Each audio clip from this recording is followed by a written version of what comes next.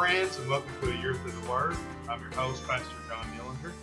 Year Through the Word is your daily 15-minute Bible reading podcast to walk you all the way through the Bible in 1 year's time.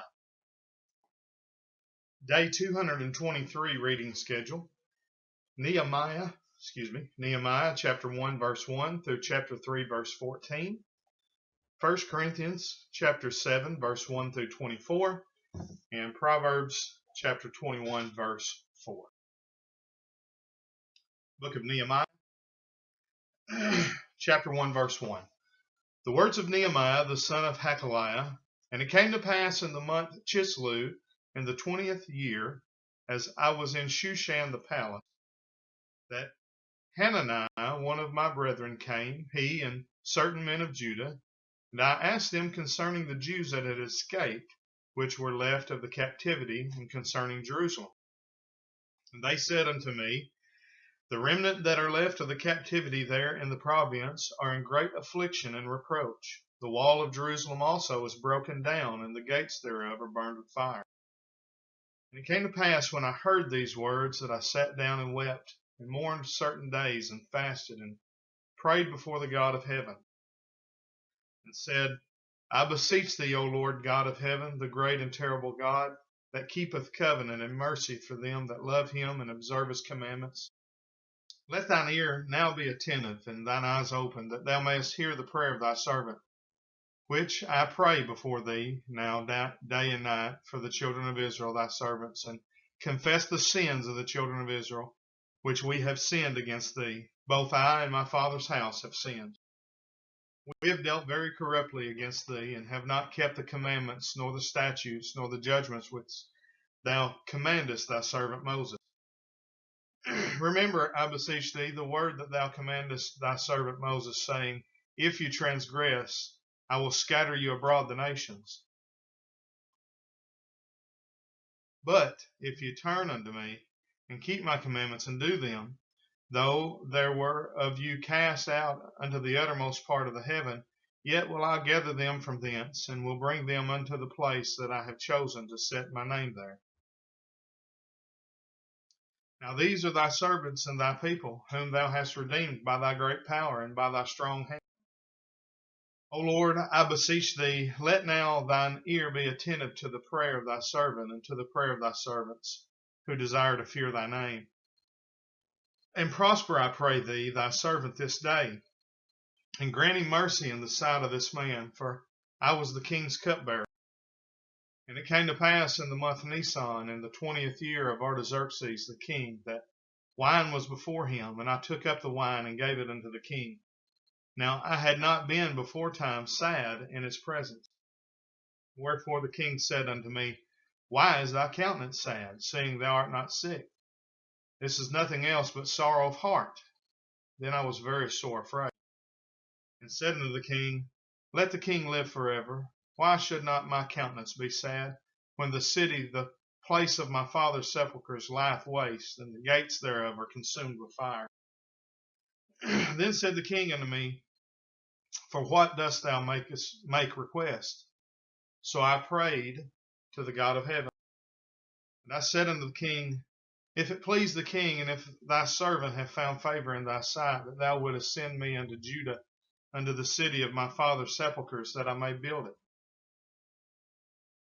The king said unto me, the queen also sitting by him, for how long shall thy journey be?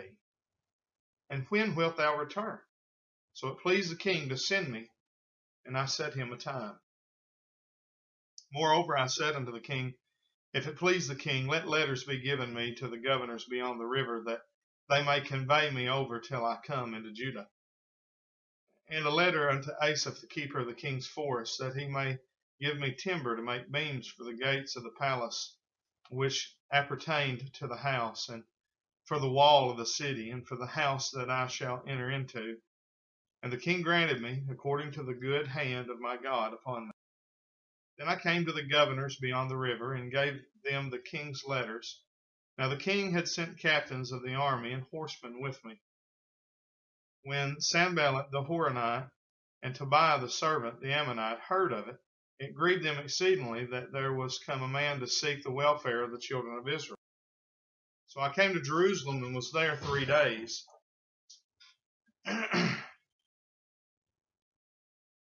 And I arose in the night, I and some few men with me. Neither told I any man what my God had put in my heart to do at Jerusalem. Neither was there any beast with me, save the beast that I rode upon. And I went out by night by the gate of the valley, even before the dragon well, and to the dung port, and viewed the walls of Jerusalem, which were broken down, and the gates thereof were consumed with fire. Then I went on to the gate of the fountain and to the king's pool, but there was no place for the beast that was under me to pass. Then went I up in the night by the brook, and viewed the wall, and turned back, and entered by the gate of the valley, and so returned. And the rulers knew not whither I went, or what I did, neither had I as yet told it to the Jews, nor to the priests, nor to the nobles, nor to the rulers, nor to the rest that did the work. Then said I unto them, Ye see the distress that we are in, how Jerusalem lieth waste, and the gates thereof are burned with fire. Come and let us build up the wall of Jerusalem, that we be no more a reproach. Then I told them of the hand of my God which was upon me, as also the king's words that he had spoken unto me. And they said, Let us rise up and build. So they strengthened their hands for this good work. But when Sanballat the Horonite, and Tobiah the servant the Ammonite, and Geshem the Arabian heard it, they laughed us to scorn and despised us, and said, What is this thing that ye do? Will you rebel against the king? Then answered I them, and said unto them, The God of heaven, he will prosper us. Therefore we his servants will arise and build. But ye have no portion, nor right, nor memorial in Jerusalem. Then Eliashib the high priest rose up with his brethren the priests, and they builded the sheep gate. They sanctified it, and set up the doors of it, even unto the tower of Meah. They sanctified it unto the tower of Hananiel. And next unto him builded the men of Jericho. And next to them builded Zachar the son of Imri. But the fish gate did the sons of Hassaniah build, who also laid the beams thereof, and set up the doors thereof, the locks thereof, and the bars thereof. And next unto them repaired Meremoth the son of Urijah, the son of Koz.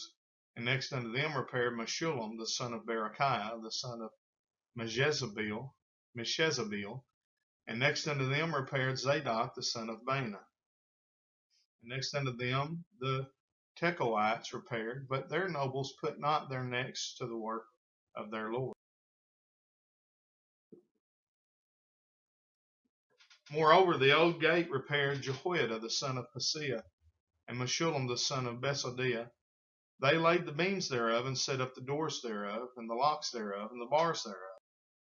And next unto them repaired Melatiah the Gibeonite, and Jadon the Meronothite, the men of Gibeon and of Mizpah, unto the throne of the governor on this side the river. Next unto him repaired Uzziel the son of Herahiah of the goldsmiths. Next unto him also repaired Hananiah the son of one of the apothecaries, and they fortified Jerusalem unto the broad wall.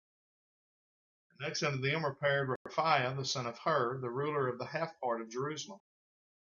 Next unto them repaired Jediah the son of Heramoth, even over against his house. And next unto him repaired Hattush the son of Hashabniah. Malchijah the son of Haram, and Hashab the son of Pahath Moab repaired the other piece, and the tower of the furnaces. And next unto him repaired Shallum the son of Halohesh, the ruler of the half part of Jerusalem, he and his daughters. The valley gate repaired Hanan, the inhabitants of Zanoah.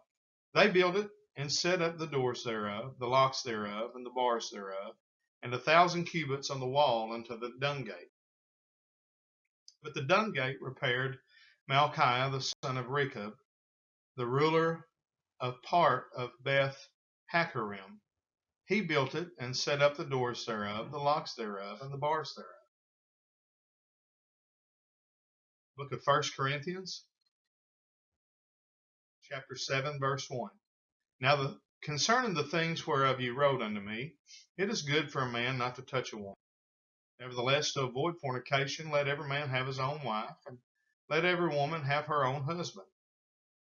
Let the husband render unto the wife due benevolence, and likewise also the wife unto the husband. The wife hath not power of her own body, but the husband, and likewise also the husband hath not power of his own body, but the wife.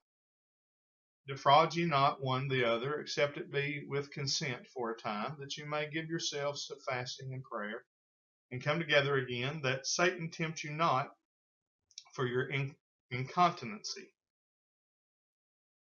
But I speak this by permission, and not of commandment. For I would that all men were even as I myself, but every man hath his proper gift of God, one after this manner, and the other after that. I say therefore to the unmarried and widows, it is good for them if they abide even as I. But if they cannot contain, let them marry, for it is better to marry than to burn. And unto the married I command, yet not I, but the Lord, let not the wife depart from her husband. But and if she depart, let her remain unmarried, or be reconciled to her husband, and let not the husband put away his wife. But to the rest speak I, not the Lord. If any brother have a wife that believeth not, and she be pleased to dwell with him, let him not put her away. And the woman which hath an husband that believeth not, and if he be well pleased to dwell with her, let her not leave him. For the unbelieving husband is sanctified by the wife, and the unbelieving wife is sanctified by the husband. Else were your children unclean, but now are they holy. But if the unbelieving depart, let him depart. A brother or a sister is not under bondage in such cases, but God hath called us to peace. For what knowest thou, O wife, whether thou shalt save thy husband? Or knowest thou, O man, whether thou shalt save thy wife? But as God hath distributed to every man, as the Lord hath called every one, so let him walk. And so ordain I in all churches. Is any man called being circumcised? Let him not become uncircumcised. Is any called in uncircumcision? Let him not be circumcised. Circumcision is nothing, and uncircumcision is nothing, but the keeping of the commandments of God. Let every man abide in the same calling wherein he was called. Art thou called being a servant? Care not for it. But if thou mayest be made free, use it rather. For he that is called in the Lord, being a servant, is the Lord's free man. Likewise also he that is called, being free, is Christ's servant. Ye are bought with a price. Be not ye the servants of men. Brethren, let every man wherein he is called, therein abide with God. Book of Proverbs, chapter 21, verse 4. An high look and a proud heart, and the plowing of the wicked is sin. That brings us to the end of day number 223. As always, we ask you to like and share the video on Facebook and YouTube, as well as with your family and your friends, your co-workers and your church members, the people in your everyday real life. Till tomorrow, we say thank you for joining us on A Year Through the Word. God bless, and have a great day.